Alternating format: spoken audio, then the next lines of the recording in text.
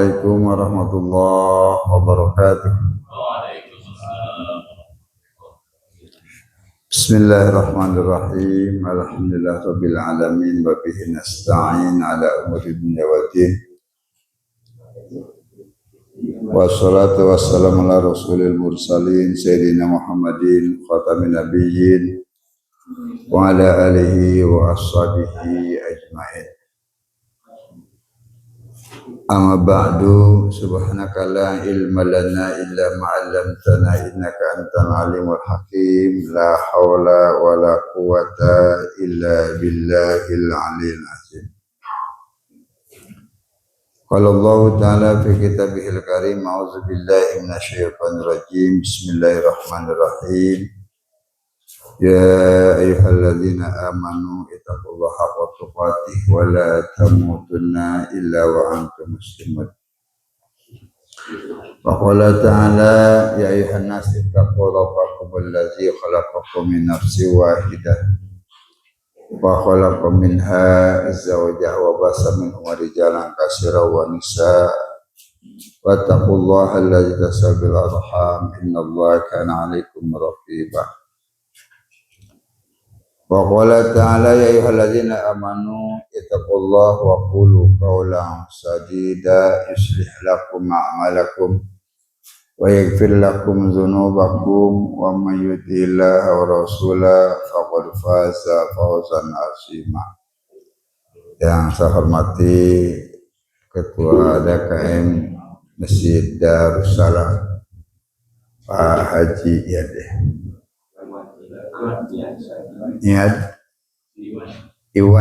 ya sih, Pak Iwad, Haji Iwad. Saya hormati Pak Haji yang juga saya hormati seluruh yang hadir, bapak-bapak, ibu-ibu yang berbahagia.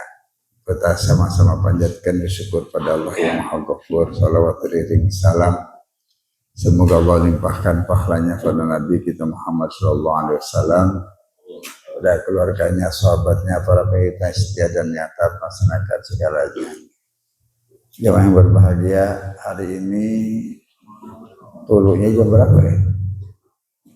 Tulu samsinya jam 5.35. Masa jam berapa ya? Jam 5.35 kudet terbit pajak, terbit matahari.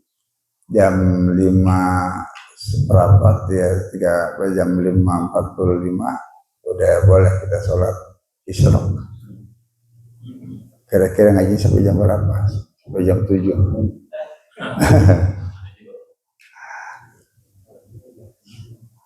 Pertama saya akan sampaikan hadis Rasulullah Sallallahu Alaihi Wasallam.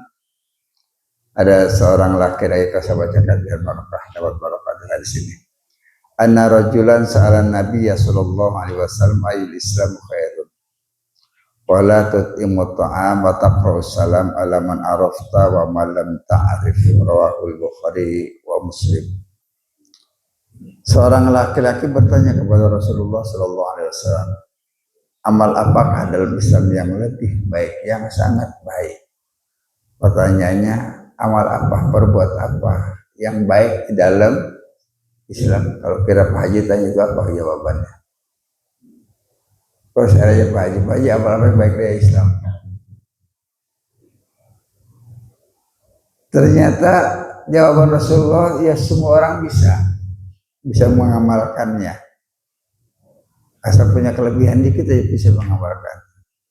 Karena yang dia sampaikan, yang dia jawab itu, Rasul jawab itu bukan bangun masjid jihad fisabilillah, bukan itu.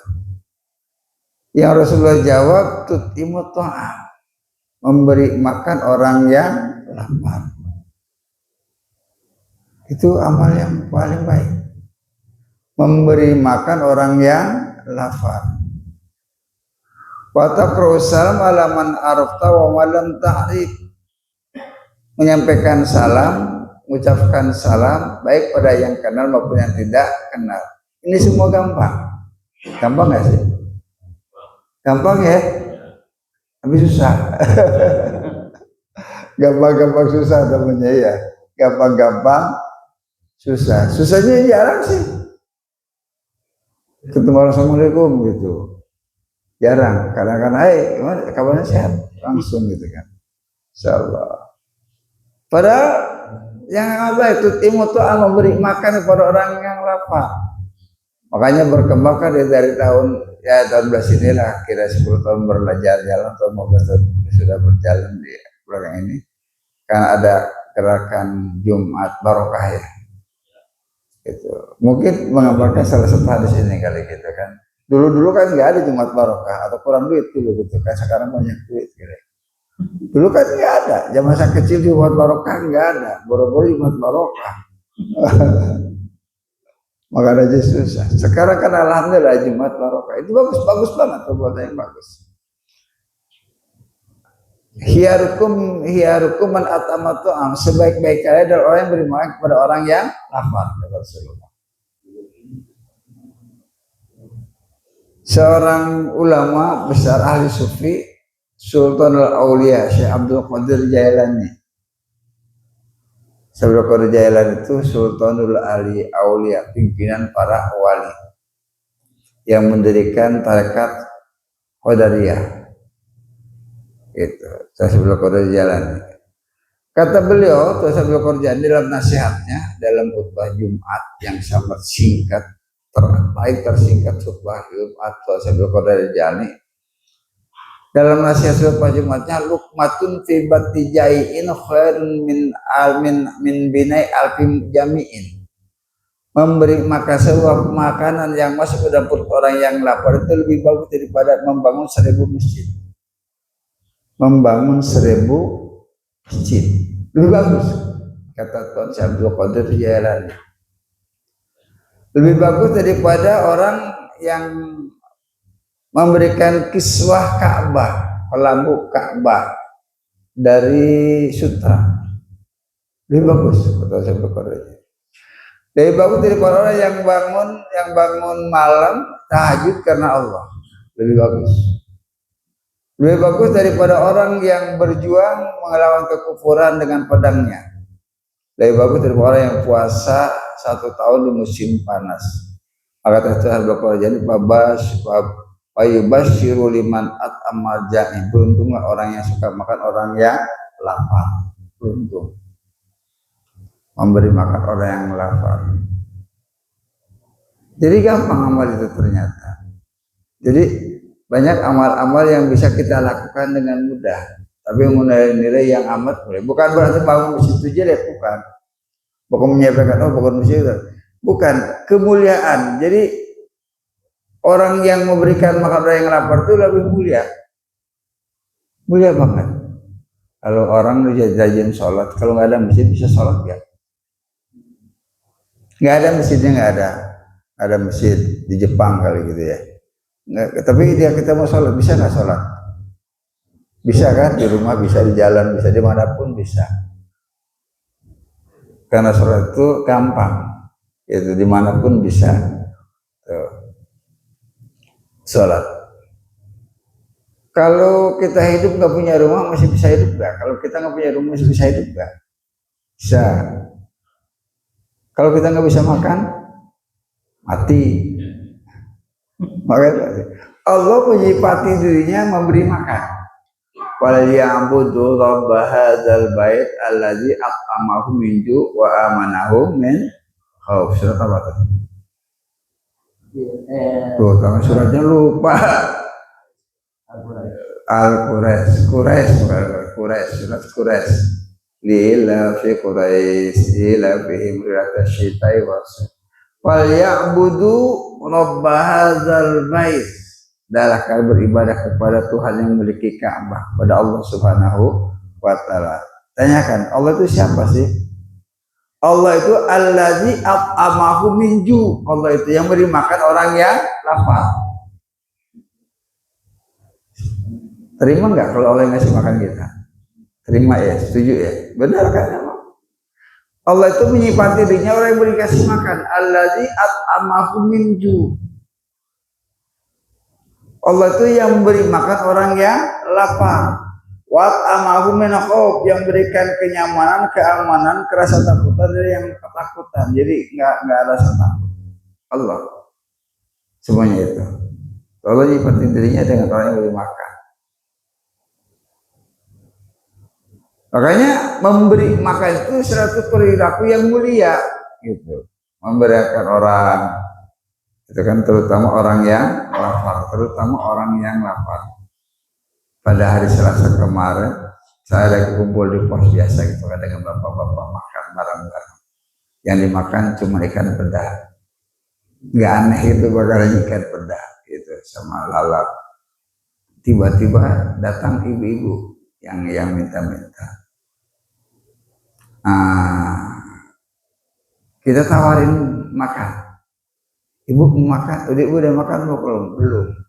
Mau makan nggak? Saya seneng banget mau, tapi nggak mungkin kan makan di situ yang malu kan itu.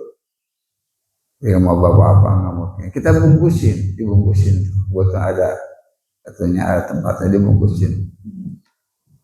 Yang dia lihat, yang kita ikan peda gitu dan sebagainya. Ya ikan itu ikan peda nggak yang aneh. Itu seneng banget kayak itu, seneng banget karena dia lagi lapar. Jam makan lapar gitu kan. Tuh, itu senang banget. Padahal mah nggak seberapa nilainya itu yang dimakan. Tapi senang. Pantaslah kalau Allah ya menyifati dirinya yang memberi makan. Kan kata Syekh Abdul Qadir Jailani, lukmatun fi bati ja'in, lukmatun satu suapan. Kalimat itu. Satu roti kali gitu ya. Satu roti yang masuk ke dalam perut orang yang lagi lapar itu lebih bagus daripada membangun 1000 masjid jame. Kayak gini masjid jame sekarang, dulu bukan masjid jame, sekarang masjid jame itu bedanya masjid biasa dengan masjid jame. Kalau masjid biasa tidak dipakai sholat Jumat. Kalau masjid jame dipakai sholat Jumat. Itu jame. Di Mekah banyak masjid. Ada Masjid Abu Bakar, di Madinah ada Masjid Abu Bakar, Masjid Umar, Utsman, Ali, ada berdekatan. Namun di kita ternyata musola, karena itu nggak dipakai Jumat. Masjid Jami itu masjid yang digunakan Jumat, yang dipakai Jumat masjid Jami. Nah nilainya kata Syekh Abdul Qadir Jailani, memberi maka satu suapan masuk ke dalam perut orang yang lapar itu lebih bagus daripada membangun 1000 masjid. Bahkan lebih bagus daripada memberikan kain kiswah, menyediakan kain kiswah Ka'bah, penutup Ka'bah, kalabi Ka'bah yang dari situ itu lebih bagus kata saya. Dan bahkan lebih bagus daripada orang yang berqiyamul lail, sholat malam. Pada sholat malam kan pernah disampaikan kita bab sholat sunnah. Jadi sholat tahajud itu kan sholat yang paling utama. Sholat yang paling utama setelah sholat fardu, sholat tahajud. Qiyamul lail. Sholat yang paling utama setelah sholat fardu, zuhur, asar, maghrib, isya, subuh, qiyamul lail, sholat tahajud. Puasa yang paling utama setelah Ramadan, puasa di bulan Muharram, gitu kan? Nah, bulan Muharram itu kan terdiri dari bulan Rajab, bulan Dzulqa'dah, bulan Dzulhijjah, bulan Muharram itu sendiri namanya. Jadi lebih bagus. Tapi diukur dengan orang memberi makan orang yang lapar itu lebih bagus. Lebih bagus memberi makan orang yang lapar ketimbang tahajud. Makanya lebih bagus daripada orang yang tahajud di malam hari. Lebih bagus daripada orang yang memberaki kufuran, berjihad di jalan Allah. Lebih bagus daripada orang yang puasa di musim panas setahun. Berarti bukan di Indonesia ya yang ada musim panas, di Mekah. Musim panas setahun itu lebih bagus. Dia puasa itu memberi makan. Oleh karena itu ini satu perilaku yang mulia, yang gampang, yang bisa dilakukan oleh siapa saja. Kita jangan merasa sepele, kecil ketika kita menyediakan sesuap nasi, sepiring nasi kepada orang yang sedang lapar. Jangan pernah menganggap kecil, jangan pernah menganggap sepele. Ketika kita ada di rumah makanan, datang orang yang sedang mengemis, tanyain aja, udah makan belum? Belum, mau nggak makan? Mau makan di sini atau mau dibungkus? Pasti minta dibungkus aja deh. Wah, dibungkus. Masya Allah itu besar pahalanya, besar. Tuh, jadi Allah pun menyifati dirinya memberi makan orang yang lapar. Baik para jamaah yang berbahagia, yang akan kita bahas pada kesempatan pagi hari ini ialah tentang sholat sunnah witir. Kemarin sudah sahabat sholat tahajud, sekarang sholat sunnah witir. Sholat sunnah witir itu sholat yang ganjil. Nggak jadi witir kalau nggak ganjil. Witir itu kalau nggak ganjil 2, 2, 2, 1 atau 1 atau langsung 3, itu sholat sunnah witir. Tuh, jadi jumlah rakaatnya 11. Rasul melakukan 11 itu 2 salam, 2 salam, 2 salam, 2 salam, 2 salam, baru 1 salam, 1 rakaatnya. Itu Rasulullah SAW dalam salah satu hadisnya. An Nabi Ayyub qala Nabi sallallahu alaihi wasallam al-witru haqqun faman ahabba ayyutira bi khamsin falyaf'al wa man ahabba ayyutira bi salasin falyaf'al wa man ahabba ayyutira bi wahidatin falyaf'al rawahu Abu Dawud dan Nasa'i. Al-witru haqqun wa al-witru haqqun wa witru itu hak. Faman ahabba ayyutira, siapa yang ingin melaksanakan salat witir 5 rakaat falyaf'al, lakukan aja 5 rakaat. Mau 1 kali salam atau 2, 2, 1 boleh. Wa man apa itu salasin, barang siapa yang ingin melaksanakan witir 3 rakaat ya paling lakukan. 3 rakaat pun jarang ya. Wajib berapa witirnya? 1 ya. Duit bagian banyak, witir paling sedikit. Gimana sih? Kata Imam Ghazali, orang yang rugi ngumpulin duit, lebih banyak ngumpulin duit daripada ngumpulin amal. Harus banyakkan amal kan daripada duit. Kenapa? Karena segudang duit itu nggak ada yang dibawa. Emang ada yang meninggal bawa duit? Meninggal itu bawa amal. Ada 3 hal yang menyertai kita ketika kita meninggal dunia. Pertama harta, kedua keluarga, ketiga amal, ya kan? Harta ikut-ikut, punya mobil ikut nganterin, punya motornya dibawa, paling tidak bawa kain ya, kain batu tutup keranda ya namanya, itu ditutup kain supaya jangan terlalu melegar. Kalau di Indonesia meninggalnya, kalau di Mekah nggak tutupin, nggak ada yang tutupin ya, Mekah diikat gitu karena kerandanya itu, jika ada tutup kerandanya kan diikat aja gitu, supaya jangan jatuh, banget ini. Udah kan buat di Indonesia masih sopan, di Indonesia masih sopan, tutupin pakai kain, pakai macam-macam gitu kan, pakai bunga. Di Mekah udah digulung bawa aja kabur gitu kan, nggak itunya juga polos, nggak ada tutupnya gitu. Kalau nggak diikat jatuh, lari semua ya, dianggap hidup lagi. Sama Malaysia punya takut. Ada teman saya gagah banget, hebat banget gitu, bawa orang meninggal dunia. Udah meninggal dari video ke Bonang. Cerita dia di mobil angkot lagi bawanya. Namun kakinya ngadik, katanya belok, kakinya loncat. Pas belok, mobilnya belok, dia deketin kakinya karena lalu jangan jadi dia. Padahal itu hanya kena gadikan aja, dianggap hidup lagi. Takut, sebenarnya takut. Nah, jadi amal itu harus lebih banyak daripada harta kita. Kenapa? Karena kalau meninggal dunia nanti nggak ada yang dibawa. Harta itu nggak ada yang dibawa, cuma amal. Ketika meninggal dunia 3 hal yang akan mengantarkan kita. Pertama harta, kedua keluarga, ketiga amal. Yang 2 balik lagi, harta balik lagi, keluarga balik lagi. Nggak ada orang kaya buat di samping bikin galian lagi buat dia nemenin gitu kan. Tetap aja sendirian. Bohong kalau orang itu hidup semati ya. Sehidup doangan nggak semati nggak. Buktinya kalau istri kita meninggal masih muda, besok udah nyari lagi. Itu baru ikut. Nggak ada sehidup semati, sehidup doangan. Pernah terjadi di Tasikmalaya, saya masih belajar di Tasik. Ada pengantin anyar meninggal dunia, itu istrinya ngamuk pengen ikut. Lakinya meninggal. Pas di kuburan tuh di atas, pada suka dilarang ya bawa perempuan ke kuburan. Ngamuk, nggak boleh pengen begitu. Susah dijagain. Ada seorang kiai yang agak sambilang saklek juga. Ya biarin aja kalau mau ikutin aja, nggak apa-apa. Kuruban nggak mau. Bohong, wah jadi nggak boleh. Aku mau ikut. Ada pada jagain, harus dijagain semakin parah. Ada kayak yang saklek juga. Ya udah biarin aja. Kalau dia mau ikut, suruh turun ke bawah, kita urut dari atas. Nggak jadi. Aduh. Bohong hidup semati, nggak maulah diurut gitu kan. Nah oleh karena itu kita perbanyak amal.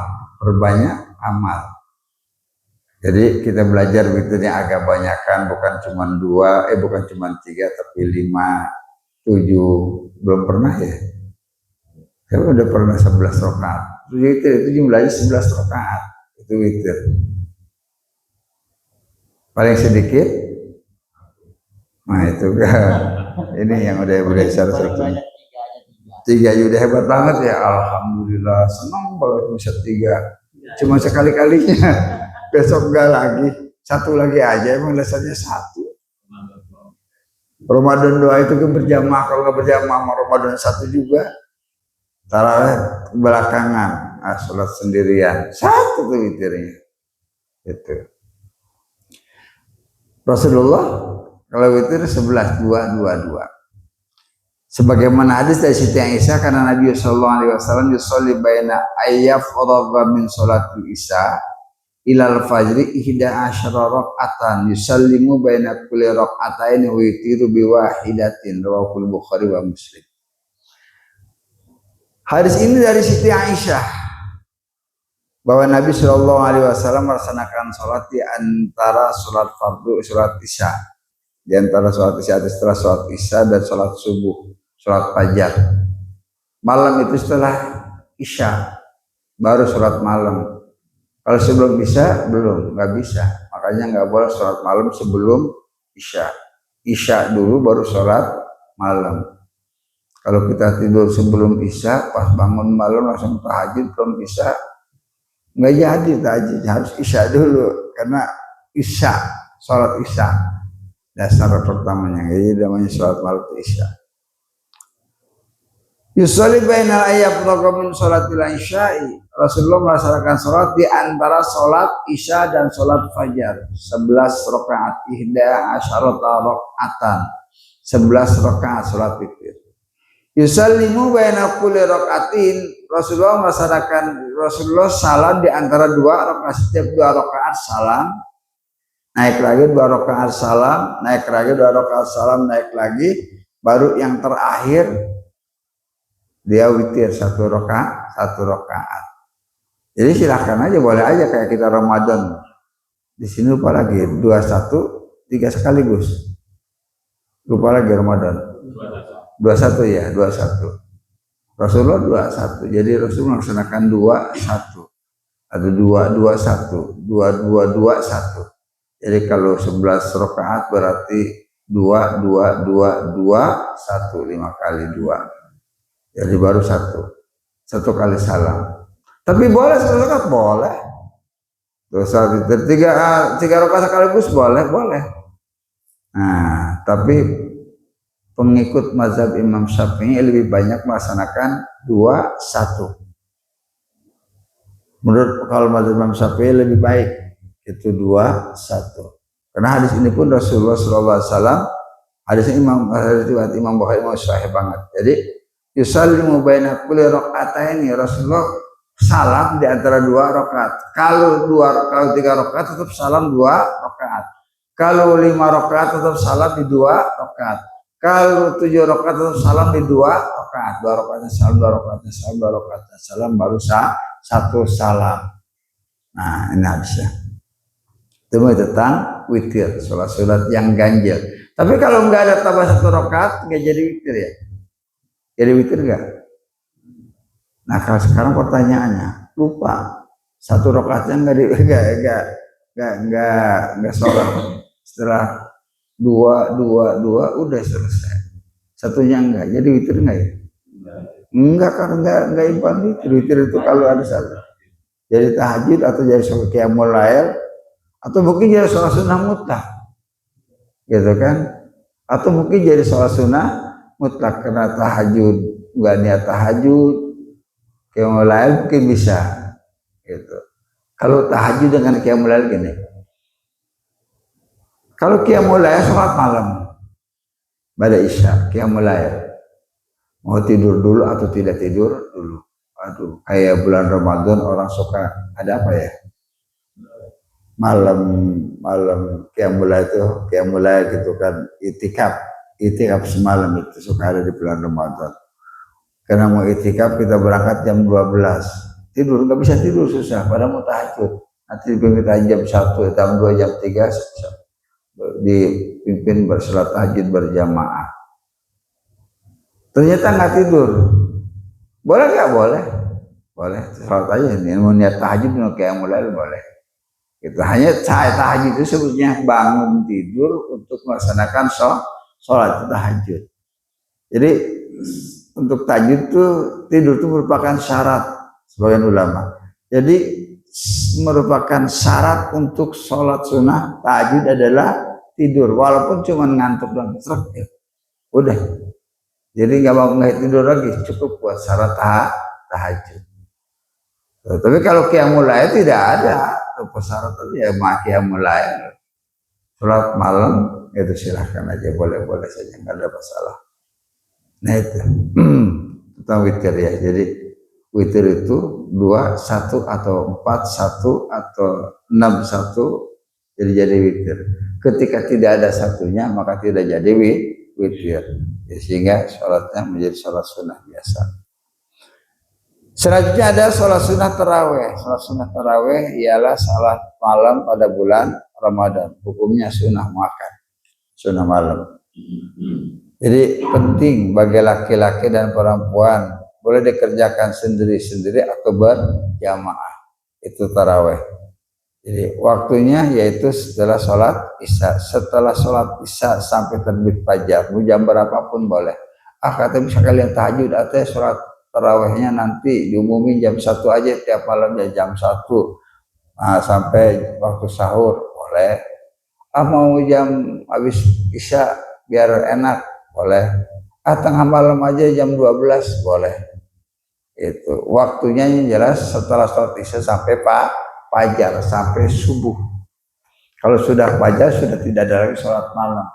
Sebelum fajar itu adalah sholat malam. Fajar itu terbit fajar subuh berarti. Jadi fajar itu subuh. Makanya kan ada yang katakan 2 rakaat sholat sunnah fajar, ada yang katakan 2 rakaat sholat sunnah sholat subuh. Jadi niat juga orang macam-macam, ada sholat sunnah fajar itu. Ada rakaatail fajri, usul sunnatan rakaatal fajri. Allah ada rakaat subhi, 2 rakaat sholat sunnah subuh. Boleh dua-duanya. Boleh dua-duanya karena sholat sunnah fajar itu sholat sunnah subuh. Sholat sunnah subuh, sholat sunnah fajar. Tapi jangan dipisah. Dulu setelah belum dipelajari tentang fikih yang sebenarnya. Jadi sholat sunnah fajar itu sebelum fajar, aneh. Menjelang fajar sholat sunnah fajar. Kalau sudah fajar itu sholat sunnah subuh, dibedakan. Kalau setelah subuh sholat sunnah subuh, bukan sholat sunnah fajar. Fajar itu menjelang subuh, itu dulu orang-orang melakukannya. Nah sekarang sebelum berkembang tentang keilmuannya, dipelajari dengan benar, ya 2 rakaat fajar itu subuh, 2 rakaat subuh itu fajar. Makanya hadisnya rakaatayil fajri khairun minad dunya wa ma fiha.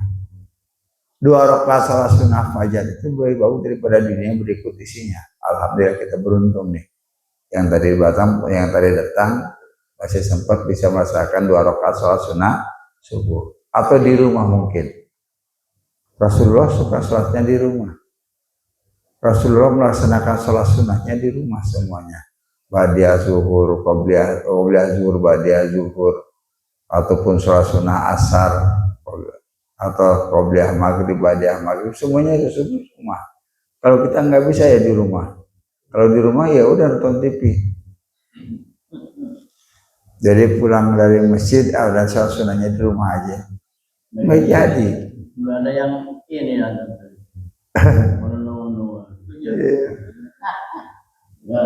Ya kalau sholat subuh semua umat baru datang Mungkin bingung ya, kapan komatnya gitu kan, mau komat belum ada yang datang gitu kan. Ternyata pas sholat di rumah semua. Tapi Rasulullah melaksanakan sholat sunnahnya di rumah, tapi yang lain enggak Rasulullah. Semuanya dekat. Ya menempel dengan masjid. Ya kalau yang sekarang kita lihat makam Rasulullah itu kan rumahnya Siti Aisyah, yang gitu sejarahnya. Makam Rasulullah sekarang ini rumahnya Siti Aisyah. Jadi makam Rasul dengan masjid nempel. Makanya mimbar Rasul itu antara rumah dan mimbar. Disebut Raudhah min Riyadil Jannah. Jadi itu kan antara rumah baiti wa baina mimbari Raudhatun min Riyadil Jannah, kata Rasulullah. Antara rumahku dengan mimbarku itu merupakan taman daripada taman surga. Jadi kalau orang di Madinah berebut ingin masuk Raudhah. Karena taman surga. Jadi tempat Rasulullah berzikir, beribadah, bermunajat kepada Allah Subhanahu wa taala. Adanya ya, di antara rumah Rasulullah dengan mimbar. Artinya nempel kan? Ya sekarang juga nempel, hanya kita nggak taunya karena di dalam, kalau keluar kan nempel. Kita di luar. Antara rumah Rasulullah dengan mimbar Rasul. Jadi cuma sedikit jaraknya. Nah, ada beberapa jarak, itu mungkin ada 4 meter atau 5 meter ya gitu kan. Ya udah, mimbar Rasul, rumah Rasul. Rumah Rasul adalah makam Rasulullah Shallallahu Alaihi. Nggak ada rumah Rasulullah yang nggak ada. Rasulullah punya rumah, yang ada rumah Siti Aisyah.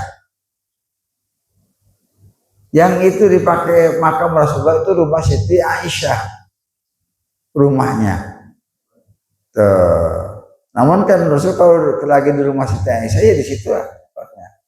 Kalau di rumah Hafsah kan gitu, sama satu kamar. Ada 11 kamar dulunya gitu, muter gini, set. Itu di sini rorong Sayyidina Ali di ujung, di sini rumah, sini kamar, di sini rorong nih. Rorongnya rorong Sayyidina Ali, rumah Siti Fatimah. Rasulullah itu kan enggak termasuk orang kaya raya. Rasul tidak senang untuk sendirinya, kayak itu harta itu, hanya untuk sedekah, hanya untuk memberi orang lain. Kalau untuk orang lain Rasul siapkan. Rasul pernah ada orang datang minta kepada Rasulullah diberikan kambing di antara gunung ke gunung, yang seadanya dikasih semua.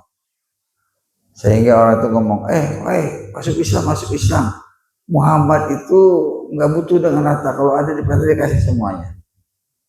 Sehingga banyak orang masuk Islam karena pengen dapat hadiah. Awalnya lama-lama tidak ada nilainya hadiah, tetap dia masuk Islam karena cinta kepada Islam.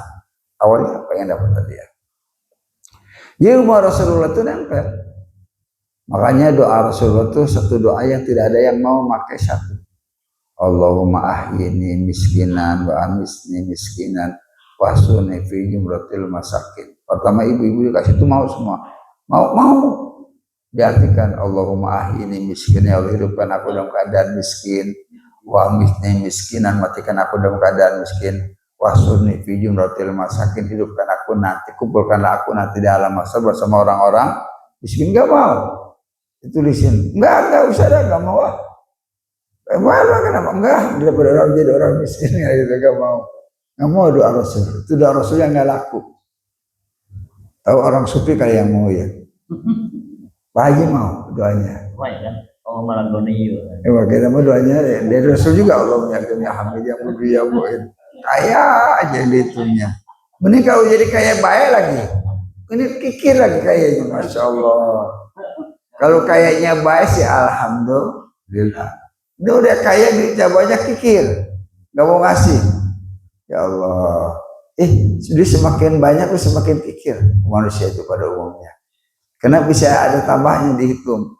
Kalau masih sedikit, nggak terlalu kikir. Kalau punya duit 100.000, ada teman di kota 50.000 dikasih kan? Ya udah. Kalau duit udah receh, dia ada tukang bakso, bang, bakso makan, makan rame-rame. Karena duitnya udah 60.000, udah receh. Kalau duitnya 100.000 enggak, sayang udah recehin habis, gitu kan?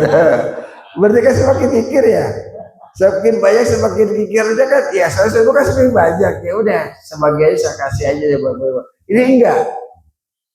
Jadi saya sampaikan, orang kaya itu pasti semakin kaya semakin kikir. Kalau Pak Haji punya sepeda 2, dipeta sama saya 1, dikasih enggak? Insya Allah dikasih. Wah, bawa aja kalau butuh mah. Sekarang punya motor 2, sama kan? 2 juga, dipeta 1. Dipakai anak ini buat anak yang ini kan gitu. Tuh, punya dia 50.000 datang teman. Punya di 100.000, bagi 2 deh, saya 50 dikasih. 50% kan berarti kan? Punya 200, saya 100 masih dikasih. 1 juta saya 500. Ntar dulu. Kan sama 50% ya. Tuh, maka semakin kaya semakin kikir pada umumnya.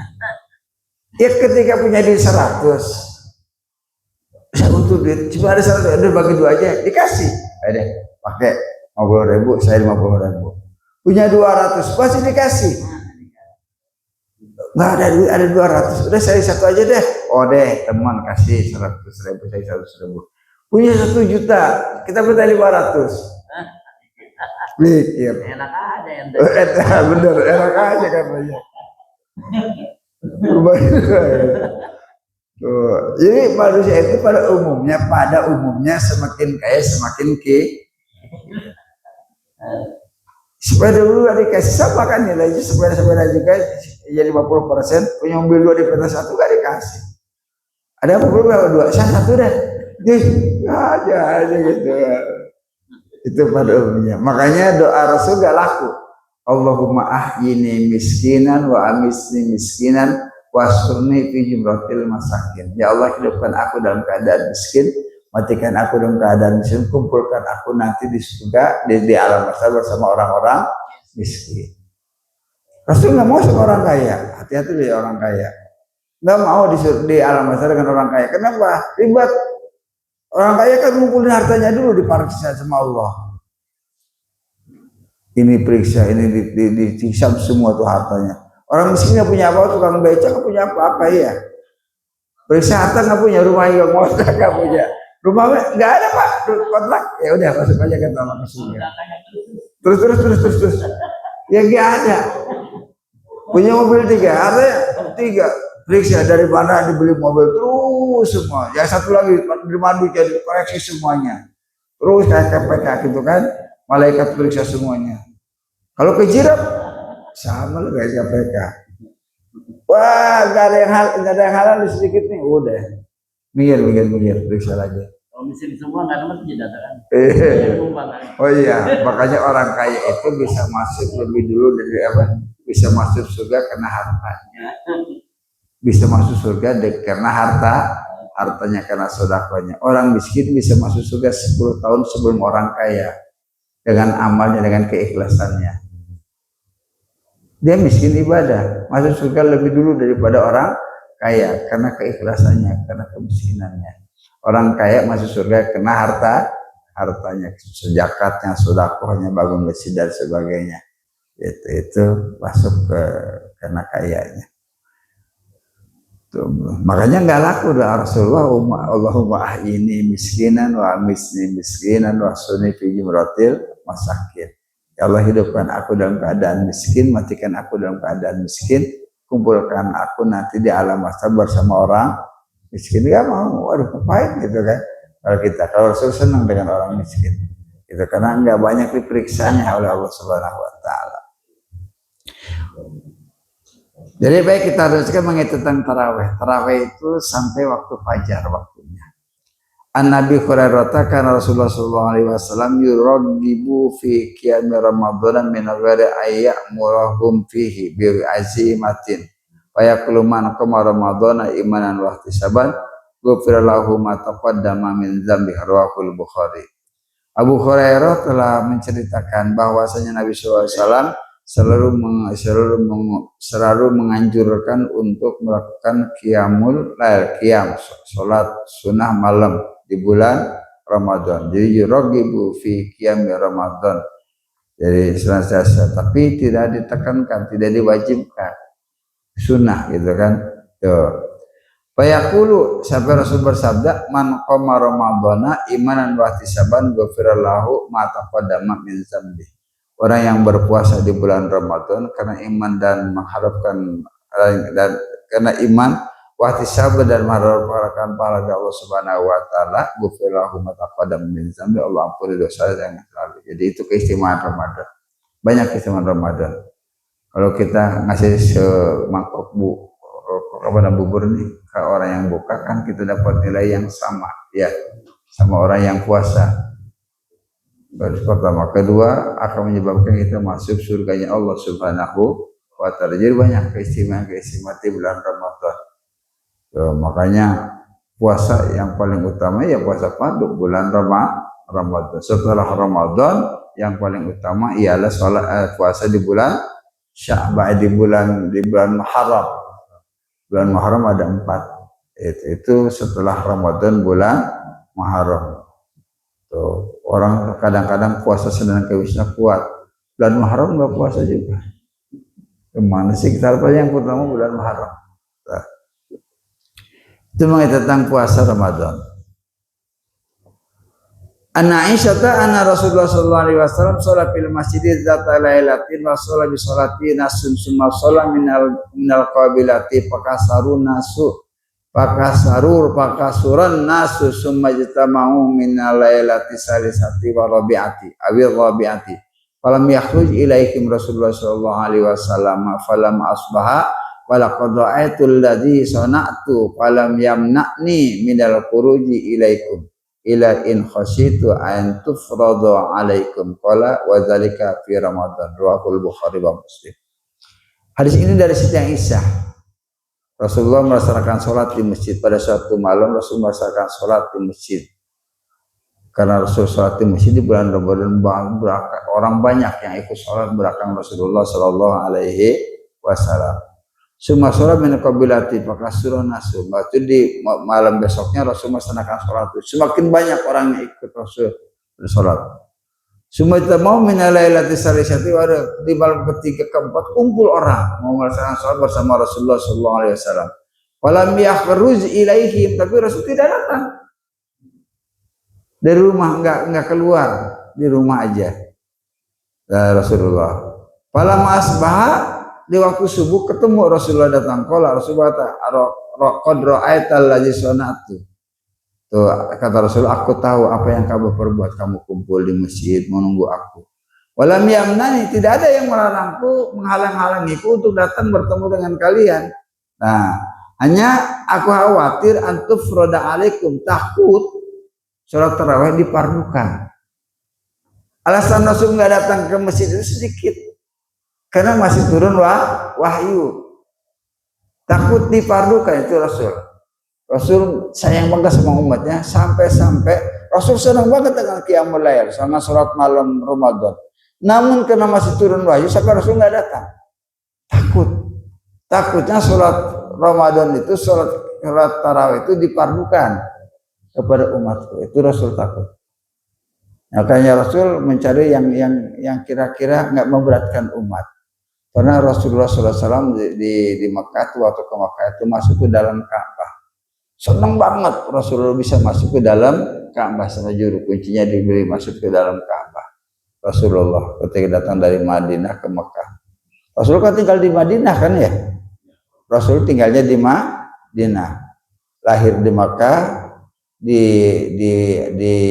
diutus di Mekah, dijadikan Rasulnya, diangkat sebagai Rasul di Mekah, terus hijrah ke Madinah, wafatnya di Madinah. Ketika di Madinah, ketika datang ke Mekah, Rasulullah melaksanakan haji atau umrah, Rasul punya kesempatan masuk ke dalam Ka'bah. Senang banget bisa masuk ke dalam Ka'bah. Tapi setelahnya Rasul agak merenung. Waduh, nanti tanggapan umatku bagaimana kalau dia nggak bisa masuk? Takut dianggap sangat penting sampai dia berusaha ingin masuk, tapi nggak bisa masuk. sedih gitu.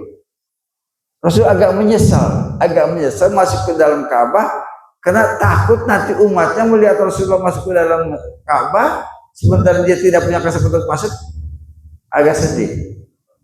Oh, itu Rasulullah. Makanya sholat taraweh Rasulullah cuma datang 2 malam. Malam ketiga kumpul orang mau taraweh, nggak datang Rasulnya. Malam keempat pun sama. Kata Rasulullah, aku tahu kalian kumpul di masjid, ramai di masjid. Ya orang-orang mestinya nempel. Namun aku khawatir, aku tidak datang tidak ada halangan, tidak ada yang melarang aku. Hanya aku khawatir, takut tarawih itu difardu. Takut nanti turun, karena kan masih turun wahyu ya. Ada Rasul masih hidup kan wahyu masih turun ya. Sepanjang Rasul masih hidup wahyu masih turun. 2 bulan mau wafat, hampir 2 bulan mau wafat baru wahyu nggak turun lagi. Diakhiri dengan al-yauma akmaltu lakum dinakum wa asmantu alaikum nikmati wa raditu lakumul islama dina, ketika haji wada, haji terakhir di atas onta Rasulullah turun ayat al-yauma akmaltu lakum dinakum, pada hari ini akmaltu lakum, aku sempurnakan untukmu dinakum agamu, wa asmantu alaikum nikmati, aku sempurnakan nikmat untukmu, wa raditu lakum islam, aku ridhoi agamu. Wah senang semuanya gitu. Islam udah sempurna dengan itu, udah sempurna Islam, senang semuanya. Tapi satu yang tidak senang, Abu Bakar nangis dengan turun ayat itu. Semuanya nanya, kenapa Bakar kau nangis? Bukankah itu kita senang? Islam udah disempurnakan oleh Allah, udah diterima semuanya, udah sempurna, tinggal menjalankan aja. Kok kamu nangis? Ya berarti kan Rasul akan meninggalkan kita. Abu Bakar nangis kan, kalau sudah sempurna pasti Rasul mau wafat, karena nggak ada lagi gitu kan yang harus perbaiki. Baru semuanya pada nangis. Oh iya, ayat inilah ayat yang terakhir, artinya bahwa Rasulullah tidak lama lagi berpisah dengan kita, baru pada nangis. Itu ayat itu. Jadi pertama semuanya senang, hanya Abu Bakar satu yang tidak senang. Kenapa Abu Bakar? Ya kalau memang udah sempurna ya sudah. Jadi yang membawanya akan meninggal dan diambil oleh Allah Subhanahu wa taala. Ya benar, tidak sampai 2 bulan lagi dari ayat itu turun Rasulullah wafat. Jadi ayat yang terakhir di surat At-Taubah, al-yauma akmaltu lakum dinakum wa asmantu alaikum nikmati wa raditu lakumul islama dina, turun ketika Rasulullah sedang haji wada. Itu ayat terakhir. Baik, waktu kita sudah habis untuk sudah masuk dulu, udah bubur sudah sampai. Sebelum makan bubur minum, tapi jangan nanti habis makan bubur pulang isyrok, apa sholat isyrok, sayang. Rakaat haji 2 rakaat sholat isyrok itu kan sama dengan haji dan umrah sempurna pahalanya. Sayang, udah tiap hari kagak ya, 25 tahun nungguin, ini enggak gitu, nungguin cuma dari itu saja. Jadi jangan kadang-kadang gitu, saya lihat itu makan bubur kabur, lupa ya. Jangan lupa, ingetin, tulis di atas bubur sholat isyrok dulu gitu. Itu. Masyaallah sayang. Ada pertanyaan? Baik.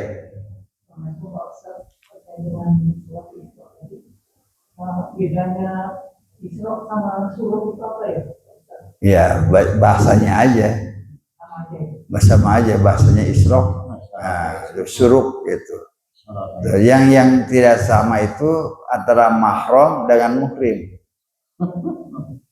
Saudara ini muhrim. Muhrim itu dari ahrama yahrum ihraman, orang yang sedang ihram. Istri muhrim bukan, itu orang sedang ihram di Mekah menyebutnya. Kalau lagi di Mekah muhrim itu sedang berpakaian ihram, baik laki-laki maupun perempuan. Jadi kalau muhrim dari ahrama yuhrimu ihraman. Tapi kalau mahram itu dari harrama, sesuatu yang dilarang oleh Allah Subhanahu wa taala, dilarang gitu kan. Jadi haram. Nah, makanya dimuliakan karena dilarang. Jadi dimuliakan. Itu namanya mahram. Mahram istri mahram karena kawin. Kenapa kita batal dengan istri? Kira-kira jawabannya apa? Bapak berdasarkan mazhab Imam Syafi'i dengan perempuan batal, dengan istri kita batal. Kenapa istri kita tapi kan mahram kan? Karena kawin. Tapi kenapa batal? Karena orang lah. Kamu bakal jadi istri kalau ada kita mah ya. Makanya batal. Karena istri itu orang lain. Kalau mahram nggak bisa dikawin. Jadi mahram karena besok dicerai. Mahram bukan itu, jadi nggak abadi, nggak mau abad, mahramnya nggak mau abadi, nggak selama-lamanya. Sepanjang masih jadi istri kita mahram, tapi kalau dicerai nggak jadi mahram. Tapi kalau adik mahram terus kan, ibu mahram terus, gitu seperti itu. Itu ada beda, ada mahram, jangan salah ngomong gitu. Ini muhrim saya, bukan mahram itu. Kalau muhrim itu dari ahrama yuhrimu ihraman, orang yang sedang berpakaian ihram di Mekah, baik bapak-bapak maupun ibu-ibu lagi ihram, itu muhrim, orang yang berpakaian ihram. Kalau mahram baru dari harama yang diharamkan. Jadi itu adalah mahram. Nah, kalau suruk dengan isyrok sama. Jadi suruk itu terbit matahari, suruk itu mencorong matahari asal mananya gitu. Udah mataharinya udah panas, udah terasa, jadi itu namanya syuruk. Kalau terbitnya matahari disebut tulu'ul samsi, terbitnya matahari. Tulu'ul fajri, terbitnya fajar. Baik, ada lagi? Ya. Tentang malam itu sesuatu itu apakah boleh sebagai pembuka? Sebenarnya kan itu sebagai penutup.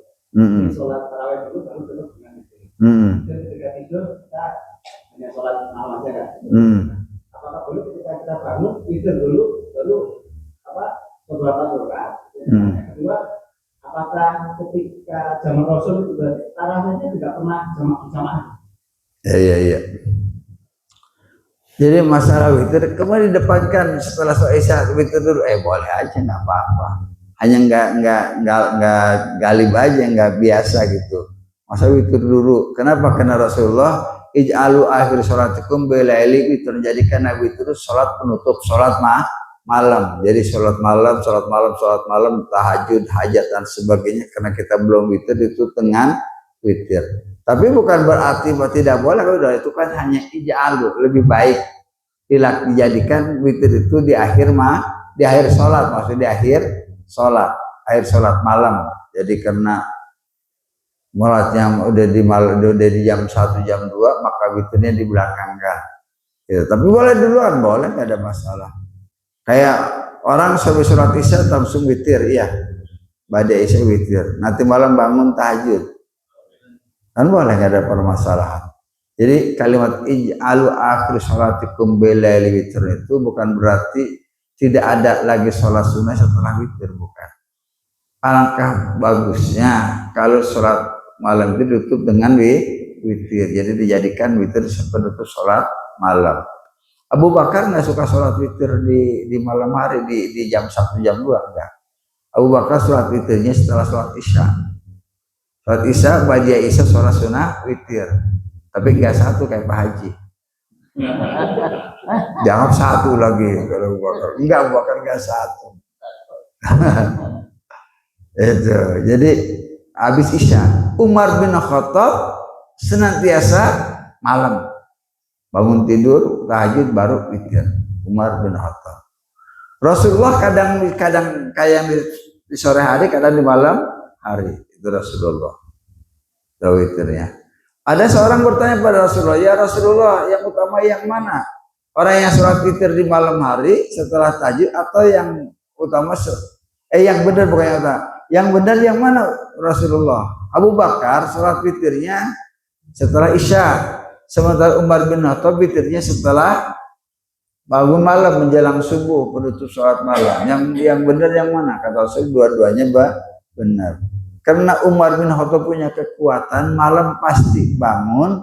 Ya kalau malam harus bangun, ngapain harus witir dulu, nanti aja malam setelah tahajud. Itu Umar bin Khattab. Sementara Abu Bakar takut nanti malam nggak bangun, mendingan witir dulu aja. Ya kan, benar-benar kan. nanti aja malam. Witir enggak, tahajud enggak. Kan jebol itu rugi banget.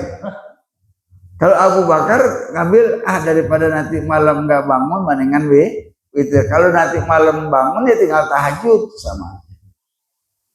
Nah, pertanyaan berikutnya, bagaimana hukumnya sholat tarawih berjamaah? Ini ada dua kalau ada yang katakan ketika 2 rakaat itu Rasul ke masjid 2 malam itu berjamaah.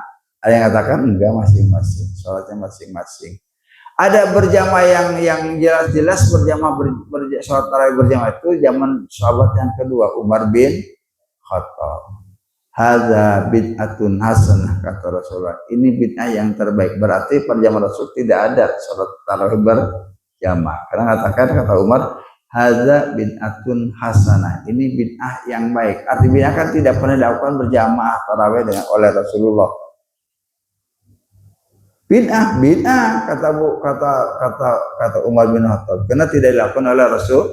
Tapi baik. Bid'ah yang paling baik tarawih berjamaah, tapi bid'ah. Kenapa bid'ahnya? Karena tidak dilakukan oleh Rasulullah Shallallahu Alaihi Wasallam. Tadi kan saya sampaikan hadisnya, jadi Rasul cuma 2 malam ke masjid, 2 malam ketiga enggak, malam keempat enggak. Tuh, pada jamaah nungguin. Nah, Rasul khawatir takut tarawih dipardukan karena masih turun wajib, sehingga sholat cuma 2 rakaat. Nah, jadi kalau kita melihat kata Sayyidina Umar, berarti tidak ada tarawih berjamaah sebelum Umar bin Khattab. Adanya 20 rakaat pun Umar bin Khattab jelas karena berjamaah kan ketahuan 20 rakaat di Khalifah Umar bin Khattab 20 rakaat. Ada lagi yang melaksanakan 27 rakaat, 25 rakaat ada. Di Madinah itu ada yang 25 rakaat, ada yang 23 rakaat dengan witir, ada yang 27 rakaat dengan witir. Ada. Jadi karena Rasul tidak menyebutkan rakaatnya, tidak menyebutkan rakaatnya sekian, sehingga para sahabat penyanyi kalau Umar bin Khattab 20 rakaat. Nah, inilah yang banyak dilakukan oleh para orang kita semuanya. Jadi tarawih yang dilakukan oleh Umar bin Khattab cara berjamaah dan 20 rakaat tarawihnya ditambah dengan witirnya berapa ya? 3. Ya 3 udah bagus lah gitu. 3 juga udah alhamdulillah. Ada lagi nggak kira-kira nih pertanyaannya? Udah cukup ya? Ya udah sampai juga waktu isyraqnya. Ya mudah-mudahan kajian kita pagi hari ini memberikan ilmu untuk kita sekalian dan dapat diamalkan. Saya ulangi bahwa ngasih makan orang yang lapar itu salah satu perbuatan yang sangat mulia. Walaupun cuma 15.000 nilainya, iya 15.000 kan sudah dapat makan orang, tapi perbuatannya amat mulia aja. Oleh karena itu jangan pernah menganggap sepele. Cuma kita kasih makan orang yang sedang lewat, satpam dia kasih makan. Satpam belum makan belum nih? Dia lapar gitu kan, belum makan. Iya daripada satpam aja kasih makan ya. Saya hari ini ngasih makan satpam. Kalau saya banyak santri kan. Bawa berkat kecil-kecil. Wah, berkat saya banyak makan. Mampir ke rumah santri. Santri berkat, seneng. Ya karena saya kan jadi santri. Bawa berkat, udah makan, bawa berkat. Itu berkat dimakan lagi sama kita. Tapi nggak dikasih. Waktu jadi santri. Berkat ditambah gini kan di baskom. Kita udah kenyang makan, tidak kita lagi yang makan gitu. Kayak santri itu kan sedih banget, Masya Allah. Ya zaman dulu kan lapar santrinya.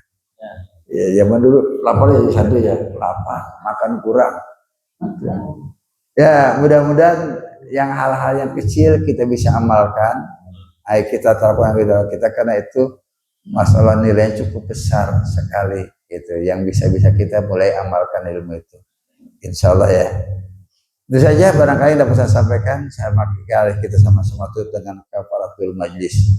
Subhanakallahumma wa bihamdika asyhadu an la ilaha illa anta astaghfiruka wa atubu ilaik. Assalamualaikum warahmatullahi wabarakatuh.